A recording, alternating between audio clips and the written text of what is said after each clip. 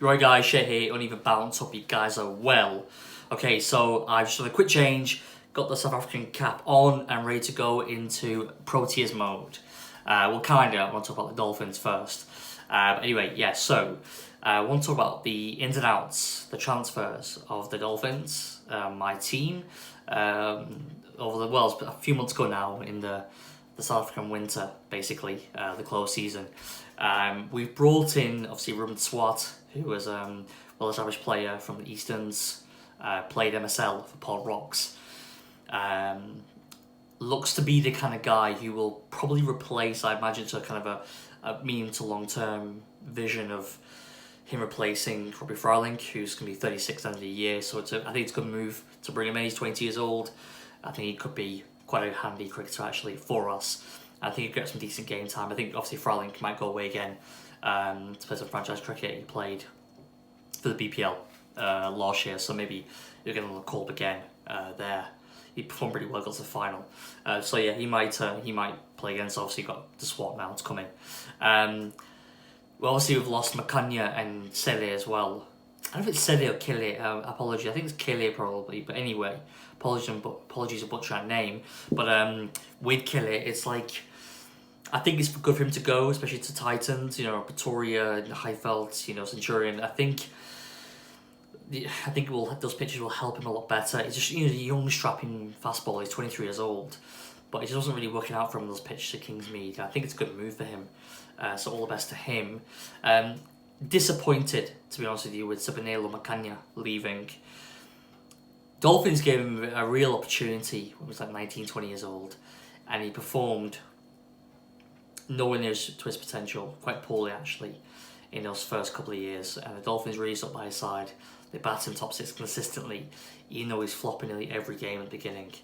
But he found form, he found his approach, he found his way to kind of acclimatise to the high level of cricket that he was now obviously playing every week with the Dolphins. And the last 2 seasons he's been very good. I mean, he's a decent bowler as well. He's a good middle order batsman. He's a decent bowler. I'm disappointed he's left, to be honest. He's a KZN boy. He's a local boy, and I think you could have done more to keep him, Makanya. I would have looked at him to maybe promote him, to 5, even 4 maybe. The Cody Chetty thing has not worked out. It's not. Kai Zondo, I've mentioned him a few times. I don't think he's particularly that good, to be honest. I think he's a solid domestic player, but he's next year going to be 31 years old. His time has kind of passed. I don't know if he's going to be ever better than what he's produced so far for the Dolphins.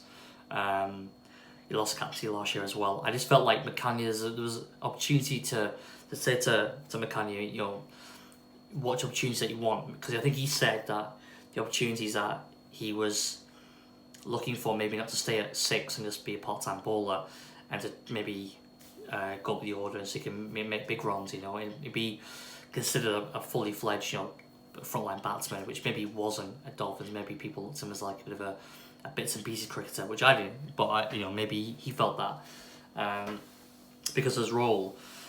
But I feel like he could have batted 4, 5, the absolute push, and maybe push down the order. I think he could have batted ahead of 5, to be honest with you. I think he could have gone at 4, even for 3, 4, 5 games. Just see how it was working out. I think they might have missed a trick or two, the Dolphins, to be honest with you. I'm disappointed he's gone. But in comes Keegan Pearson, who is undoubtedly a marquee signing. I haven't been this excited about a signing. I'm trying to think who we last brought in. That's really excited me. To the Dolphins. I was really happy when we brought in Ronnie Van Beek. Just for the experience. When I thought we got him, I thought that was a really strong signing. We haven't signed anyone of bowling note for some time, but I thought the Ronnie Van Beek signing I really liked. I also really liked Ryan McLaren. I'm disappointed that only lasted 1 season before he went back to the Knights. But I like the fact. Oh, actually, you know what? The last sign probably really excited me was Dean Bilas. He did 2 years with us. I didn't do that much in the second season. Didn't play that much in the second season, but Villas is a really good sign actually, and Muddy Van Baker mentioned before. But Keegan Peterson, this is a batsman who is in his prime really. He was 26 to be 27 this year, I think.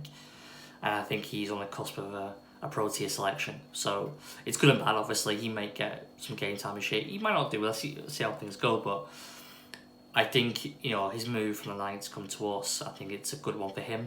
I think he's also going to be playing now at the International Stadium, at one of the bigger franchises. And I think it's a good move. And I think he just slots beautifully into that top 4.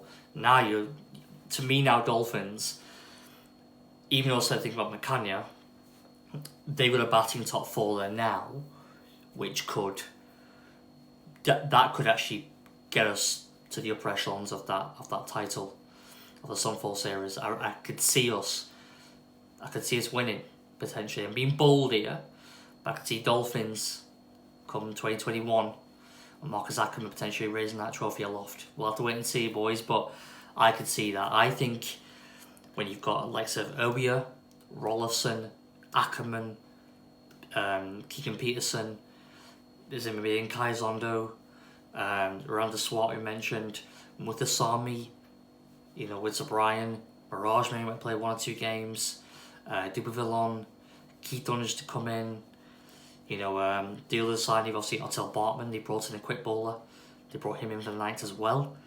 We've signed some good players, and I think Imran Khan's done a really good job there. Him and Harry Stride have done some really good work there, and I really hope it's going to pay off. We haven't seen a competitive Dolphins team with 4-day cricket for a long time, and I think this could be, next year could be the season, 2020, 2021.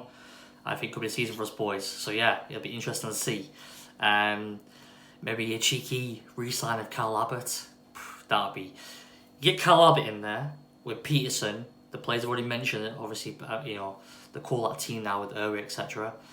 I think that we could be challenging for that title. Lions are really strong as well. Look really strong with the signs they've made. It's a Pamela Mangala. I think they'll be very strong this year as well. But I think Dolphins, if you get to the right start, we could do well. Another one see is Bablaquayo as well. He should play quite a bit of red ball for us, hopefully. I don't see him really playing too much in the test team next year, so hopefully he can play some forwards as well. That's a good team. That is a good Dolphins team, that.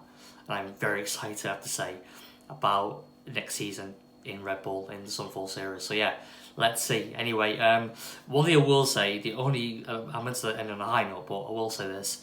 Volvan Jarsveld, a bit disappointed he's gone to play semi-pro cricket. He's been, I think it's obviously kind of an agreement between him and Dolphins to go and kind of mentor the younger batsmen. I'm not sure he's playing for which KZN side, coastal or inland, but I still feel he could do a job. I still feel, for me, if you're going to have Curry Chetty and Kai Zondo in that 4-day team, then Volvan Jarsveld can play. But I think maybe they'll want 2 dashes with Ackerman, who's a very aggressive batsman, and Volvan Jarsveld in that top 5. Maybe they feel like it's a bit too fragile in that way. He can quickly be 4 wickets down, but possibly. But I just feel like even a white ball, he's still got something to give. I think he could have done a job still for another season, but that's the way it is. So yeah. Apart from that, though, like I said, I'm really excited. Anyway, guys, if you like the content, please do like the video, share, subscribe, of course, and I'll see you on the next one. Cheers.